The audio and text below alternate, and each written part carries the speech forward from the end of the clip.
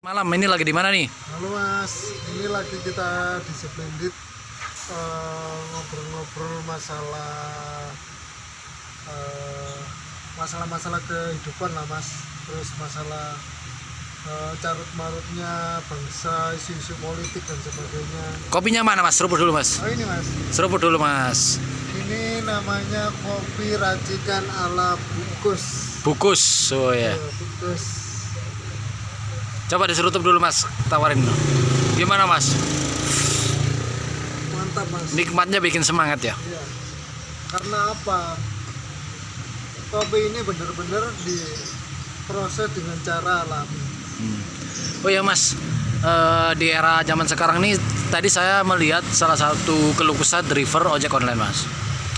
Menurut sampean sebagai salah satu influencer dan mungkin yang aktif di media sosial maupun di transportasi umum atau online, gimana pendapat sampean terkait dengan maraknya order fiktif Gitu, Mas. ataupun kadang-kala kita dapat orderan cuma ketika kita nyamperin restonya ternyata restonya sudah pindah dan itu kita ngeklik di satu aplikasinya itu tidak bisa, akhirnya kita kena suspend dan akun kita dibekukan selama 7 hari. Gimana Mas? Pertama kalau fiktif itu ini Mas, ada beberapa oknum itu yang sengaja dan tidak sengaja membuat orderan tersebut. Maksudnya gimana? Maksudnya kayak kadang anak-anak muda buat konten ngeprank gitu kan, tiba-tiba order berapa item dengan nilai misalnya 300.000 atau 500.000 atau berapapun kan. Setelah di order dan diantar ke alamat ternyata zong. Artinya bukan kan sekelas kayak misal contoh saja salah satu yang besar nih Mas, aplikator. Saya nggak menyebutkan namanya tapi warna, si kuning atau mungkin si orange atau si hijau itu kan besar, mereka perusahaan yang gede, tapi kenapa masih bisa dimasukin seperti itu? Halnya cyber security-nya atau keamanannya apa gimana Mas yang salah itu? Kita tahu namanya teknologi itu selalu ada celahnya Mas. Ya. Jadi oknum-oknum yang dalam tanda kutip tidak bertanggung jawab itu memanfaatkan celah-celah tersebut. Apa yang mereka dapatkan dari itu Mas? Banyak sih Mas. Maksudnya yang pertama mungkin Apakah sampean salah satunya Mas? bisa iya dan bisa enggak.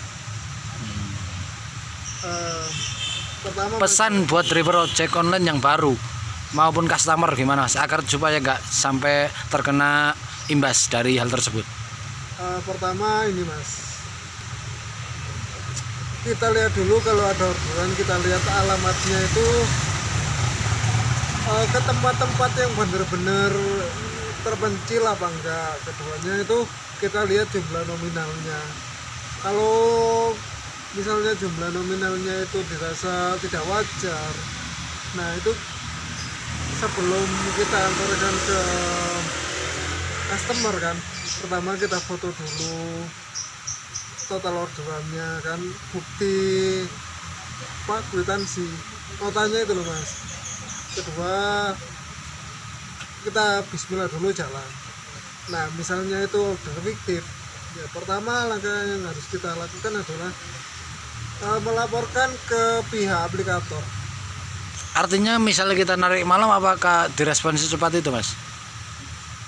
Kantor kan tutup Ya kemungkinan besok Mas. jadi kita malam tetap kena itu Mas, kena imbas itu Mas. Tapi kan ini Mas, kalau kita Apakah ada solusi lain Mas?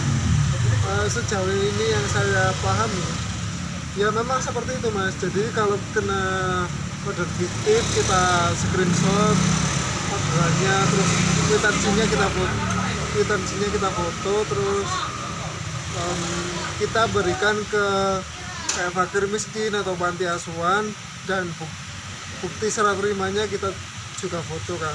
Itu kan menurut SOP kantor Ya. yang kita alami sebagai driver di lapangan tidak seperti itu Mas, malah kan kita mendapatkan kerugian, misal akun kita dibekukan. Itu Mas yang kita keluhkan Mas. Oh iya Mas, kalau kayak gitu tetap bisa Mas ke kantor kita ajukan banding. Artinya bisa nggak akun kita kembali aktif atau malah sebaliknya kita harus sabar nunggu lagi?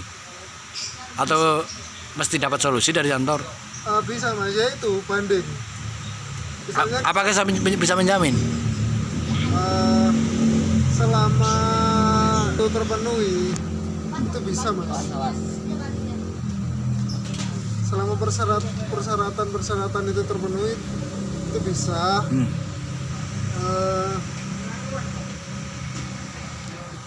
Banding itu kan ini Mas, bisa diterima bisa enggak.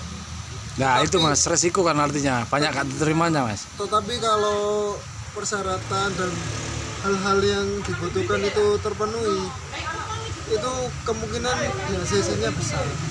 Artinya gimana? DACC Apa hal-hal yang perlu dipertimbangkan dan mungkin bisa buat poin penting untuk kita agar supaya lebih dapat kesetaraan atau pemerataan atau mungkin keadilan? keadilan dalam hal itu.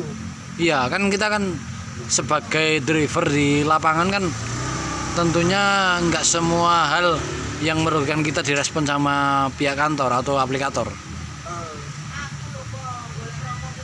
betul Mas, tetapi kita tarik garis besarnya aja. Karena kita itu sebagai mitra kan, dalam artian kita harus mengikuti SOP yang ada di Aplikator. aplikator. Tapi menurut Samen sejauh ini aplikator itu sudah berapa persen untuk kesetaraan para driver? Sejauh ini masih jauh sih Mas, karena apa? Pertama di lapangan itu sering ada aplikasi palsu kayak aplikasi Toyo lah, fake GPS buat supaya orderan, kalau ada orderan masuk langsung lari ke akun pribadi mereka, gak menyebar ke akun driver lain gitu kan. Artinya apa yang perlu diantisipasi atau mungkin disiapkan sama driver pemula atau mungkin para pelaku di lapangan? Tapi ini Mas, yang pakai kayak Toyo atau VGPS atau aplikasi tambahan yang biar orderannya itu gacor, itu gak terus menerus, maksudnya terus lancar. Artinya ada nilai plus dan negatifnya. Ada Banyak negatif atau plusnya? positif ada negatifnya. Sejauh ini Berapa persen kalau di presentasi? nilai negatifnya hampir 70% lah Mas. Kenapa? Karena 3 bulan kita 3 bulan pertama kita itu kayak bener-bener laris kan, lancar.